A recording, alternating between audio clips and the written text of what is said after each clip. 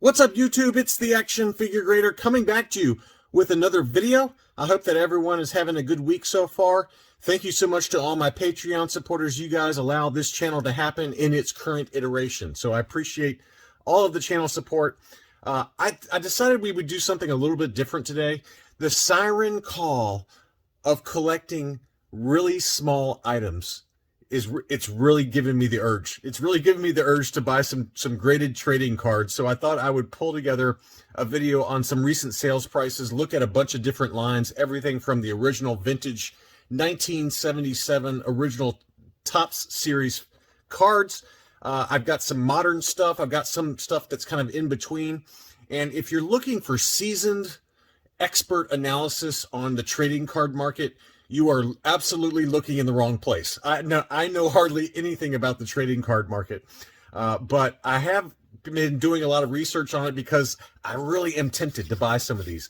And I just thought it would be fun to kind of talk about and show you guys some of the different options that are out there. There's all kinds of different ways to collect these graded trading cards. The big three grading companies are SGC, Beckett's grading service, BGS, and then PSA. And it all depends on what kind of card you're looking for. Some of them have very low populations. It kind of mirrors the comic book market in that it had a massive run up during the coronavirus, lockdowns and things like that. And prices have come back down to earth a little bit. And they're still kind of above pre-coronavirus levels, but they've definitely taken a hit, just like the comic book market has. And it's very similar with population reports. So you can see like what the card looks like in terms of the number of them available in each grade. And we're going to dig into all those things. I'm going to give you some thoughts on the different grading companies based on my very, very limited research. And so I just want to show you some of the recent sales prices. We're going to start with some of the original 1977 Topps cards. And obviously these are probably some of the most expensive that are out there. But the prices can be pretty affordable in still near mint / mint condition. This is a Alec Guinness as Ben Kenobi. This is number 59 in the set. This was graded 8 by PSA. All of the grading companies kind of go through a 1 to a 10 grading scale, and some of them do have subscores, which I'll talk about in a little while. But PSA only has single grades. They go 1 to 10. 8 would be near mint to mint, so this would be kind of like an 80 or 85 grade if you're looking at it from an AFA, action figure perspective.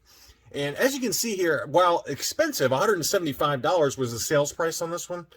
While that's expensive, it's not nearly as crazy as, if you got like a 12-back Kenobi mint on card in an 80 grade or 85 grade with AFA. That would be pretty expensive. So you can still collect these trading cards. And again, it's really just a little cardboard piece of paper, right? So you get what you're paying for, but the price is pretty affordable relative to action figures, and the size is certainly attractive. Storing 50 of these would be really, really easy to do. So the call is there for me, and I'm trying to kind of hold back as best I can. But I wanted to show you this one, and the original run is absolutely gorgeous. Now, that being said, there are really expensive ones, and this is the first card in the first set for Star Wars cards. So this is kind of the rookie card, so to speak, for Luke Skywalker. And this was a mint PSA 9. So this would be like the equivalent of like a AFA 90 or 90 plus. And this Luke Skywalker card is easily one of the most expensive vintage cards, if not the most expensive. This one sold at auction for $6,151. So again, once you go above 8 for a lot of these vintage cards, when you get into 9s and 10s, you're going to be paying big money for a lot of them. There are exceptions out there, but this is, probably one of the holy grails for the vintage trading cards. And it's a pretty cool looking card with Luke in his stormtrooper disguise. What's interesting is in the 1977 run of cards, the first card is this Luke in stormtrooper, but then in the action figure market, it's a last 17 figure. It's one of the last figures produced. So it's just kind of an interesting dichotomy there. One of the most famous cards is this one. This is the 1977 Error card for C-3PO And this was, I don't know the whole story behind it. I haven't bothered to look it up, but I know that this portion was added by a Topps employee, and it makes it look like he's truly goldenrod. I'll leave it at that. But this is a pretty desirable card because there's not many of them out there. This was a PSA 7 near mint, and it sold for $310 at auction. I did find a couple of examples that were PSA 8s that sold for between $400 and $500. So you can see kind of the price difference there. You'd have to spend roughly about another 25 to 30% to get to a PSA 8. I would imagine going to a PSA 9, you can probably double the PSA 8 price, and get up to closer to $1,000. That's just a guess. I could not find any data points for a PSA 9 error card C-3PO, but this is a pretty famous card, a piece of collecting history. I'm sure there's videos out there that details what the whole story is behind this goldenrod, but it's a really funny kind of card, and I hope to get one of these one day, you know, in high grade. But you know, again, for a PSA 7 that sold for $310 on August 30th, I did find a PSA 8 that sold for $400 to $450. That's probably the sweet spot for what I'd aim for if I decide to pull the trigger on one, is a PSA 8. But PSA 9s, you're probably talking, you know, 4 figures is my guess. The Wonder Bread line of cards from around the same time, 1977, is another good, inexpensive option in high grade. Not for all of them. I'm going to show you some in a second that are still very expensive, but at least for R2 in a PSA 9, which is mint, that one sold for $164.50, 13 bids on August 31st. So these were, I believe, packed in with, you know, packages of Wonder Bread. And, you know, again, you're talking to somebody who doesn't know anything about the history of trading cards, but that's another good option if you want to have a vintage card for a reasonable price, but still in high grade. Chewbacca goes for about the same, well, a lot more, double. This one sold for $312. You can get down to a PSA 8 though for the Chewbacca, closer to what that R2-D2 sold for. This one has a pretty high population report, which must be the main reason why this one sold so cheap. But some of these are very, very expensive, like the Vader. This is a pretty iconic card, probably the best known other than maybe Luke for the Wonder Bread cards. This was a PSA 9. That one sold for $687. So eBay has been probably the best resource for finding PSA cards. There are a lot of PSA card groups on Facebook, which I'll talk about in a second. Hakes also does auction off a lot of PSA graded vintage and newer cards. So those are all good options. I haven't found anywhere else online. For those of you watching this that have experience with graded cards, I would love to know what other resources there are out there for you guys for finding these other than eBay and like Hakes and things like that. But I didn't find much when I did a Google search. Here's a really good one that I think is probably on my target list, and that's the rookie card for Boba Fett. It's the Starfile official business. This is, I believe, to be the first Boba Fett card. This one was a PSA 8 that sold for $87. So for a near mint to mint rookie card for Boba Fett, you know, in a PSA 8, that sold for $87. That's very affordable. That's very affordable. Now to go to a PSA 9, I found 5 or 6 different data points that ranged anywhere from $400 to $460 during the big market peaks. That card back was selling for $500 to $550, so it's come back down a little bit, but $400 to $450 versus $87, going from a PSA 8 to a PSA 9 for Boba Fett's first trading card. So again, if you're willing to live with a PSA 8, which is still a very high grade card given the age of these things, I mean, you know, 1980, this is a 42-year-old card, trading card, and to get it for $87 plus shipping, that's a pretty good deal. Here is another line that kind of came out, you know, in the dark times, 1995 to about 2000, 2002-ish. These collectible card games, Star Wars cards came back, and I want to give a shout out to a couple of folks. First is Darth Greater. And I'll put a little description down here or a graphic down here. Darth Greater really knows his stuff about these CCG Star Wars cards. Think of like Pokemon except Star Wars. That's kind of what these cards are. Or like Magic the Gathering. And they're beautiful cards.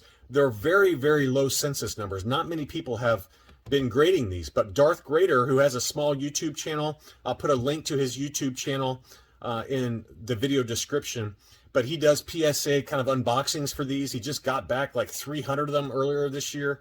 He knows everything there is to know about these collectible card, CCG Star Wars cards. And I remember playing these back in college. A friend of mine, two friends of mine, they really got into these, and they would let me play occasionally. They would roll their eyes because I had no idea what I was doing, but I had like 5 or 6 sessions where I'd play this collectible card game for Star Wars with these guys in a dungeonous kind of like room, and we would have like 12 packs of beer and, you know, smoke funny things, and we would play this game, and we would play it for like 5 or 6 hours at a time. And, you know, again, they would roll their eyes because I had no idea what I was doing, but I very specifically remember playing this game in college a lot. So anyway, now folks, you know, as we've aged and you know, we're starting to get a little bit older, a lot of people who have really nice collections, they're sending them into PSA and to Beckett's and also to SGC. But there's all kinds of different variations. Again, they started kind of, the original first set started in 1995 during the dark times. This one came back. This one was from 2001. This is Emperor Palpatine, the Reflections 2 foil card. There's regular cards, there's foil cards, there's black border, there's white border. But I've really gotten into these. I really like these. Darth Greater sells these on eBay, a lot of them at auction. This one sold for $405. Now, in a near mint or a mint, these can go for big money. You can double this for a PSA 9 at least, probably more like into $1,000 to $1,100. This is one of the rarest of these CCG cards. Here's another really nice one. This was a mint 9 Princess Leia Organa in her slave outfit, Reflections foil. This one came back in 2000. This one sold for $338. These do not get PSA 10s very often. I looked up on the census for these, or the population report for these. I mean, for each line of these, there's like several different lines for these CCG cards. You might find 3 or 4 or 5 PSA 10s total across all cards, all characters. So they grade these very, very harshly because, especially these black borders, they show every little nick, and it's almost impossible to get PSA 10. But I just did a transaction with Darth Greater, so I should be getting a card from him very soon. And great guy. There's also a Facebook group for these CCG graded cards. It's a small group, maybe, you know, 400 members or so, but I did join that. It's a very welcoming group. These guys know everything there is to know about grading these CCG cards, and I really like the group a lot. So I'll put a link to Darth Greater's YouTube channel as well as the Facebook CCG group if you have any interest in these. This is a very underfollowed series. There's not a lot of these graded total. I mean, for some lines, there might be like 400 total across all grades, all characters. So I think that this has a lot of potential as the people who played this mature and start to send them in for grading. And I think that it's a line that I love. I just absolutely love the cards. They're so, especially the foils. They're absolutely gorgeous cards. And it kind of reminds me of Magic the Gathering or, you know, Pokemon, things like that. But for Star Wars. So just another line to look at. Here's another one. This is a very rare card. This was a near mint to mint 8 Jedi Luke, the Luke Skywalker Jedi Knight. This is a very, very expensive card. $355. You know, it all depends on rarity. You know, some of them are not rare and you wouldn't bother sending them in because they're not worth anything. But some of these very rare cards that did not show up in packs very often, people do grade those. Look at this one. This was a PSA 9 Reflections 3 foil P59. This is another very rare card. Beautiful one that Darth Greater sold $600 at auction. So again, it's just another line I wanted to make people aware of. I personally love the cards, and I'm probably going to buy a bunch of them if I can afford them. All right, now I want to talk about Beckett's. Beckett's BGS, they grade on subgrades, and they very, very rarely come up with Beckett's 10 grades. And as you can see, they grade on centering, edges, corners, and surface wear. And this was a 9.5 gem mint. If it gets 10s for all the subgrades, you get a black label Beckett. And those are insanely rare. I mean, it's like a god level card. You just do not find them often, if ever. They are the strictest grader when it comes to grading any kind of card. And their reputation is known to be very strict. Now, CGC recently moved into graded Pokemon cards. They just announced they're grading Marvel cards, as I talked about in a recent video. I hope that they move into some of these Star Wars lines because they also grade on the subgrades like Beckett's does. And their cases look the best, I think. I think that Beckett's labels are okay. I like PSA labels better. They're more simplistic, but they look nice. Beckett's cases are not quite as desirable to me, but CGC has really nice cases for their cards. But anyway, the autograph was graded 10. The actual card was graded with subscores, a 9.5 gem mint. This is a signed Dave Prowse Darth Vader card. That sold for $517. Now, a 9.5 gem mint with a 10 autograph score, that's about as good as you're ever going to find. I guarantee you that there's not many of these out there. And even I just noticed that the description for the auction says population 1. So this is 1 of 1 in terms of the grade, and very, very desirable card. So that's why it sold for so much. Here's another one that I was so tempted to bid on, but I didn't. This was a 9.5 gem mint Bosk signed by Alan Harris. Very affordable though. Very affordable for a beautiful high grade card. This is one of 50 made. So you can see the gold stamp in the upper left hand corner. This is number 5 of the 50 that they made that were signed by Alan Harris, the actor that played Bosk in The Empire Strikes Back. And it sold for $51. So you can find really nice autograph cards, not for all of them obviously, but for some of them for very inexpensive. And this one had 2 10 subgrades. It had a 9.5, 10, 10, and 9 for the subgrades. So that's about as good as you're ever going to get for a signed Bosk autograph card where there's only 50 made total anyway. So $51, that's a great deal and a good inexpensive way to collect autograph cards. Now on the other end of the spectrum is this one. This is a Daisy Ridley signed Ray card. It was graded 9.5 gem mint with a 10 for the autograph. It had 110 subscore.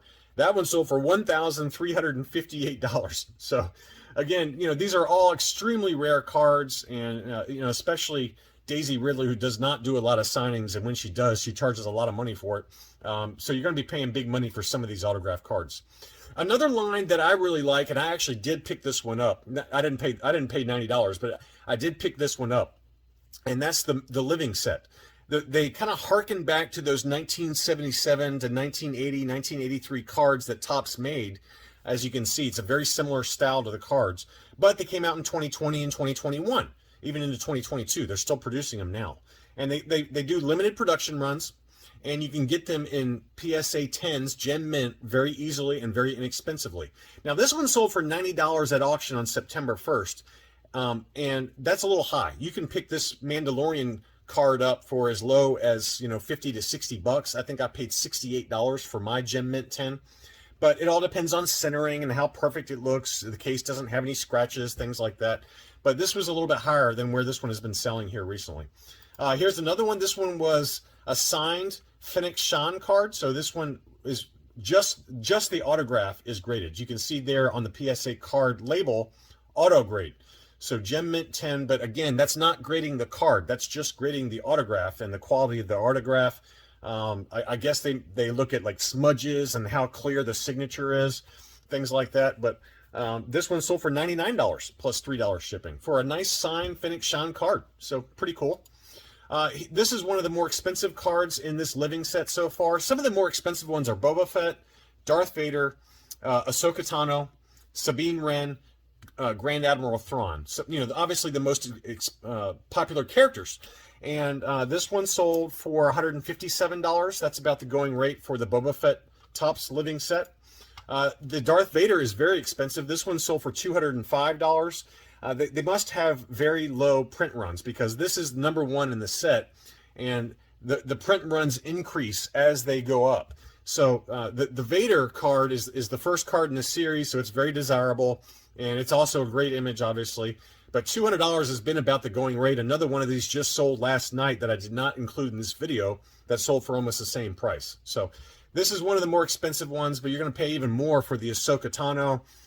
The Grand Admiral Thrawn goes for about $250. So just some data points there. But you can find some of the lesser characters like the Armorer from The Mandalorian. That goes for like $50, $40-50. So you can find some really nice ones. Here was a really nice one. This was an SGC graded card. Now SGC, conversely to Beckett's, SGC of the big 3 probably grades the most lenient. It goes Beckett's is the hardest, PSA is probably number 2, SGC is the most lenient. So keep that in mind. But I really like their cases. Their cases are very clean.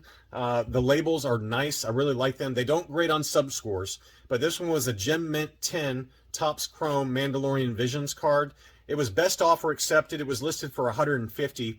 I tried using 130point.com to find out what the sales price is, but the website's not working today, so I gave up.